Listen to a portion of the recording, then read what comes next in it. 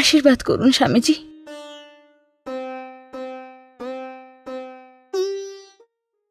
বলো, কি জন্য আমার সাথে দেখা করতে গেলে? স্বামীজি, আমার স্বামী মারা গেছে 3 বছর হয়েছে। আমি ওনাকে খুব ভালোবাসতাম। আমি ওনাকে ছাড়া থাকতে পারছি না। সারাদিন শুধু তার কথাই মনে পড়ে আমার।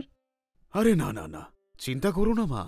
প্রভু, আমি জানি আপনি মহান, আপনি মহাপুরুষ, এমন অনেকের কাছ থেকেই আমি শুনেছি। প্রভু, আপনি যেন তেন প্রকারেণ আমার স্বামীকে ফিরিয়ে নিয়ে আসুন প্রভু। তোমার কি হয়েছে? কি বলছো? যে মারা গেছে তাকে আমি আবার কি করে ফেরত নিয়ে আসবো? না না প্রভু, আপনি চাইলে আপনি ঠিক করতে পারবেন। দয়া করুন প্রভু, দয়া করুন। আমি জানি আপনি চেষ্টা করলে নিশ্চয়ই পারবেন। প্লিজ, আপনি না করবেন না প্রভু। প্লিজ প্লিজ প্রভু। বুঝতে পারছে না, একে কি করে বোঝাবো আমি?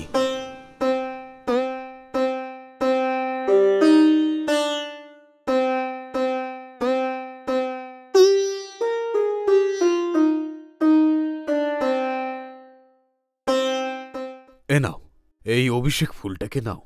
এই ফুলটাকে ওই স্থানে রাখবে যেখানে তোমার স্বামী ঘুমোতেন। এটাকে ওখানে রেখে আমার স্বামী ফিরে আসুক, আমার স্বামী ফিরে আসুক, এই কথাটা মনে মনে বলতে থাকবে। অবশ্যই তোমার স্বামী ফিরে আসবে। তুমি নিশ্চিন্তে যাও মা, সব ভালোই হবে। ধন্যবাদ প্রভু, আপনাকে অনেক অনেক ধন্যবাদ। ঠিক আছে, এই নিন প্রভু। এটাকে এখানে রেখে দাও। আচ্ছা, রাখো না। আমি আসছি প্রভু, আশীর্বাদ করুন। আয়ুষ্মান বাবা। আমি খুব খুশি প্রভু।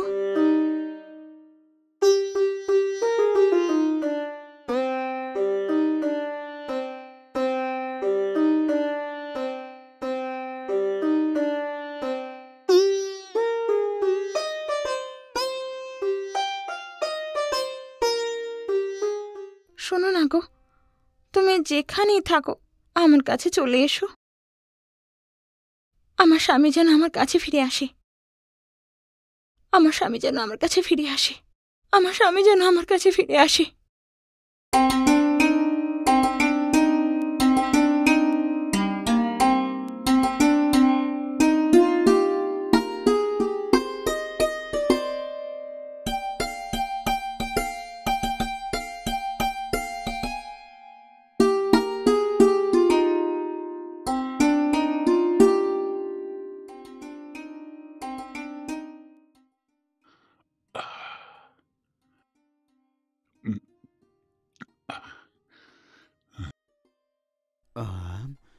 গভীর ঘুমে ঘুমোচ্ছে।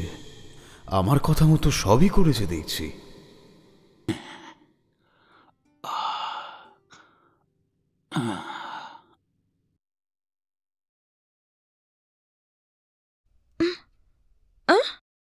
কে এটা?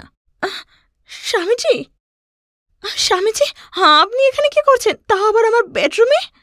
আমি স্বামীজি নই, আমি তোমার স্বামী। কি, আপনি আমার স্বামী? আপনি কি বলছেন আমি কিছু বুঝতে পারছি না। সত্যি বলছি, আমি তোমার স্বামী। তুমিই প্রার্থনা করলে না আমার স্বামী ফিরে আসুক, আমার স্বামী ফিরে আসুক বলে। আর তোমার জন্যই আমি স্বামীজির শরীরে প্রবেশ করলাম। তোমায় খুঁজতে খুঁজতে আমি এখানে এসেছি। সত্যি? সত্যি। তাহলে ঠিক আছে, তুমি না শান্তি করে ঘুমো। হে প্রভু, তুমি আমার প্রার্থনা রেখেছ, তার জন্য অশেষ অশেষ ধন্যবাদ তোমাকে। এই লোকটা আমাকে একা কষ্টের মধ্যে ফেলে রেখে চলে গেল, তার উপর এত টাকার ধার সব আমার ঘাড়ে। আত্মীয় স্বজন সবার কাছে। এখন যদি জিজ্ঞেস করি তাহলে তারা কি ভাববে আমাকে?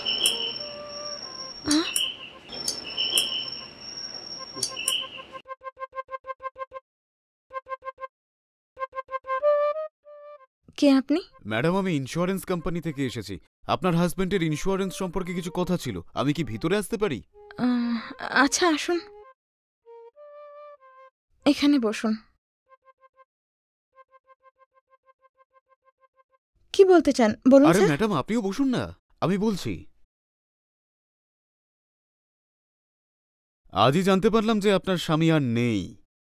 আমাদের কোম্পানি থেকে আপনার স্বামী 30 লাখ টাকার ইন্স্যুরেন্স কভারেজ নিয়েছেন ম্যাডাম। সেই ব্যাপারে আপনার সাথে কথা বলতে আমি এখানে এসেছি ম্যাডাম। যাই হোক, এটা বলুন যে আপনার স্বামীর মৃত্যু হলো কিভাবে? আমার কথা হয়তো আপনার খারাপ লাগলেও লাগতে পারে ম্যাডাম, কিন্তু আমাদের কোম্পানিরও কিছু প্রসিডিওর আছে ম্যাডাম। কোনো ব্যাপার না স্যার, আসলে আমার স্বামী যে কোনো পলিসি করেছে সেটা জানতাম না, আর এখন আপনি বললেন তখনই জানতে পারলাম। ও, মানে আপনাকে না জানিয়েই আপনার স্বামী একটা পলিসি করেছিল, আর সেই সুযোগে আপনি 30 লাখ টাকা ক্লেম করতে পারেন। এর প্রসিডিউরটা আমি আপনাকে বলবো, কিন্তু আপনি একটু বলবেন প্লিজ যে আপনার স্বামীর মৃত্যু কিভাবে হয়েছিল? আসলে ওনার অ্যাক্সিডেন্টে মৃত্যু হয়েছে। ম্যাডাম, আপনার কোনো বাচ্চা আছে? না, আমাদের বিয়ে হয়েছে শুধু 6 মাস হয়েছে। ও নো।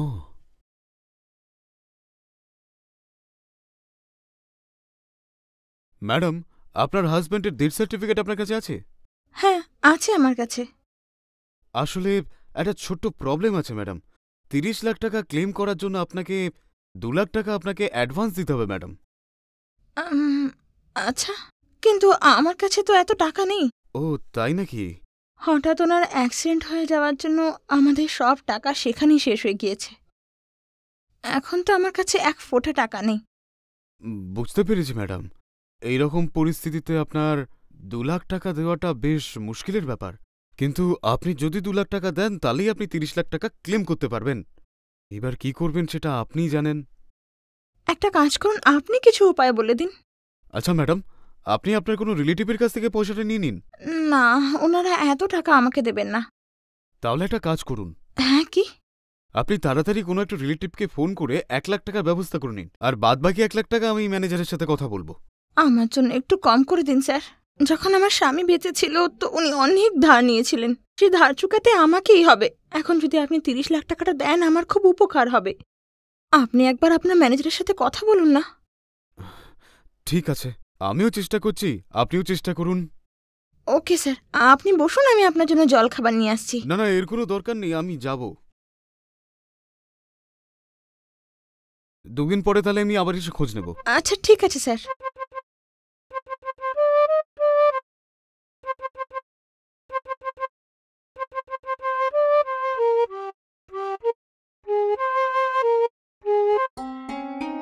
Madam, madam. আরে আপনি আসুন না, ভেতরে আসুন, বসুন স্যার। Thank you. আপনি বসুন, আমি জল খাবার নিয়ে আসছি। ঠিক আছে। এই নিন স্যার চা। থ্যাঙ্কস ম্যাডাম, আপনি বসুন না।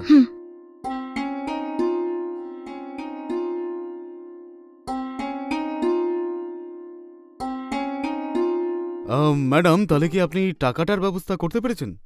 যতজনকে জানতাম সবাইকে জিজ্ঞেস করেছি, কিন্তু সবাই না করেছে। ও তাই নাকি? এবার তাহলে কি করবেন ম্যাডাম, বলুন।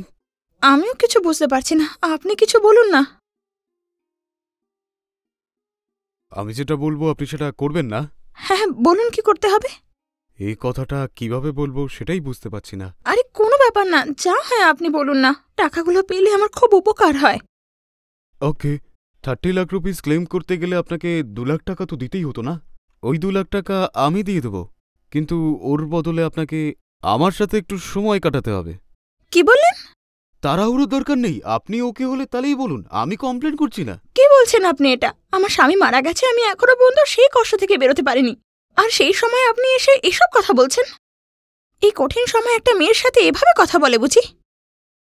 ব্যাপারটা এরকম নয় ম্যাডাম, এমনি আমার মনের কথা বললাম, আর কিছু না। 30 লাখ টাকা দিতে গেলে তো আপনাকে 2 লাখ টাকা জমা করতেই হতো।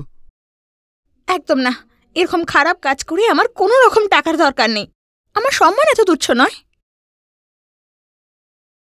আপনি ঠান্ডা মাথায় ভেবে আমায় বলুন ম্যাডাম। আমি আর একবারও ভাবতে চাই না, আপনি এখান থেকে বেরোবেন, আমার টাকার দরকার নেই। ঠিক আছে ম্যাডাম, যা আপনি ভালো মনে করেন।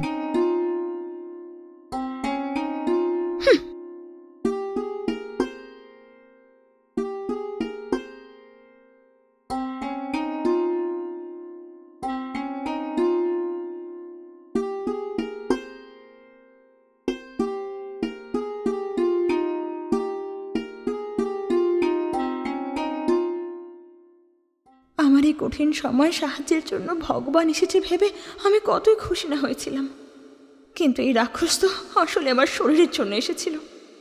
একে আমি ভালো মানুষ ভেবেছিলাম।